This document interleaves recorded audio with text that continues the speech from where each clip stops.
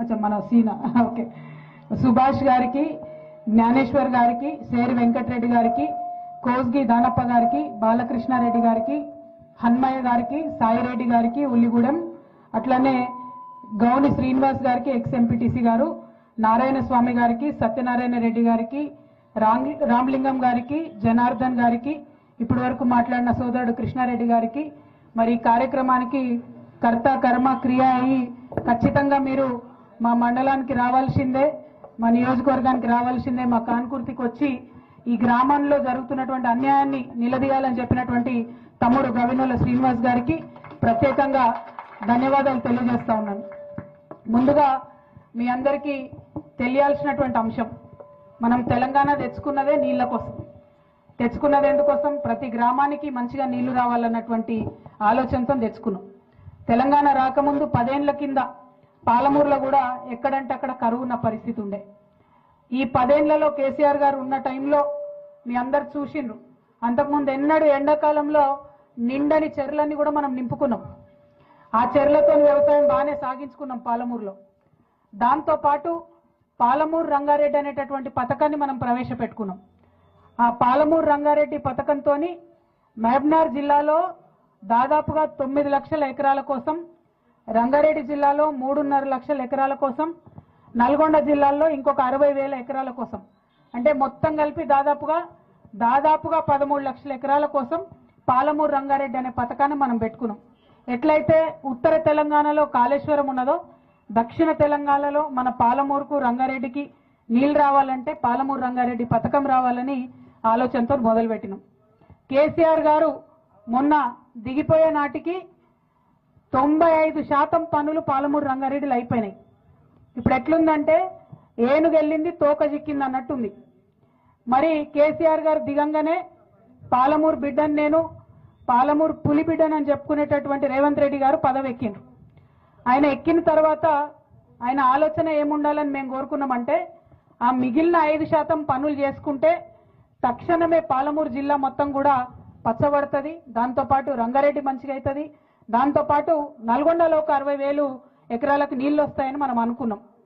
కానీ ఆయన కేవలం ఒకటే పంతం పట్టుకున్నాడు, పాలమూరు రంగారెడ్డి అనేటటువంటిది పూర్తయితే ప్రజలందరికీ కేసీఆర్ గారే గుర్తొస్తాడు కాబట్టి పాలమూరు రంగారెడ్డిని పక్కకు పెట్టడం వల్ల ఏం జరిగింది? ఇవాళ పాలమూరు రంగారెడ్డిలో డిజైన్ చేసిన దాని ప్రకారం 1,00,000 ఎకరాలు, 1,17,000 ఎకరాలు కొడంగల్లో సాగైతుండే, 60,000 ఎకరాలు మన నారాయణపేటలో సాగైతుండే. రేవంత్ రెడ్డి గారు రాగానే ఏం చేసిండ్రు?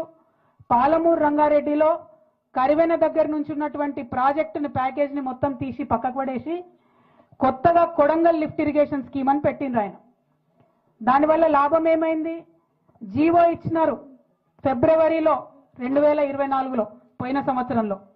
దాంట్లో ఏం చెప్తారంటే కొడంగల్ నారాయణపేట కలిపి మొత్తం 1,00,000 ఎకరాలకు నీళ్ళు ఇస్తున్నారు. అయ్యా ముఖ్యమంత్రి గారు మీరు ఒకసారి ఆలోచించాలి, 1,80,000 ఎకరాలకు వచ్చేటటువంటి పథకాన్ని పక్కకు పెట్టి 1,00,000 ఎకరాలు వచ్చేటటువంటి పథకాన్ని ఎందుకు చేపట్టినట్టు? మొదలది. రెండవది, ఈ కొడంగల్ లిఫ్ట్ ఇరిగేషన్ స్కీమ్ ఇప్పుడు ఏదైతే పెట్టినరో, ఎన్లైతే మన కాన్కుర్తి భూములు పోతున్నాయో దానికి స్టార్టింగ్ పాయింట్, ఒకవేళ ఇది కట్టే మాటనే అయితే దానికి స్టార్టింగ్ పాయింట్ నిజానికి జూరాలలో తీసుకోవాలి. జూరాలలో తీసుకుంటే ఏమవుతుందంటే సంవత్సరం పొడవుతా జూరాలలో 30 నుండి 40 రోజులు మంచిగా వరద వారుతుంది. అందులోకెళ్ళి నీళ్లు తీసి చిన్న చిన్న రిజర్వాయర్లు కట్టుకొని వాటిని దాచిపెట్టుకుంటే సంవత్సరం పొడుగుతా మన రైతులకు లాభం అవుతుంది. కానీ ముఖ్యమంత్రి గారు మేమందరం నెత్తి నోరు కొట్టుకొని మొత్తుకున్నా కూడా కరివెన ప్రాజెక్టు తీసి పక్కకు పెట్టి జూరాల నుండి కాకుండా ఈ భీమాలో బూత్పూర్ కాడికెళ్ళి దీనికి లింక్ పెట్టింది. బూత్పూర్ కాడికెళ్ళి లింక్ పెట్టుడుతో ఏమైంది? ఇప్పుడు అసలు ఆ భీమాలోనే చక్కగా నీళ్ళు రావు, నిండా నీళ్ళు రావు, ఇంకా దానికి కొంత పని బాకీ ఉన్నది. ఇప్పుడు ఆ భీమాలకెళ్ళి 4 టీఎంసీలు కొడంగల్ లిఫ్ట్ ఇరిగేషన్ స్కీమ్ తీసుకుంటే మక్తలు కూడా ఎండేటటువంటి పరిస్థితి వస్తుంది.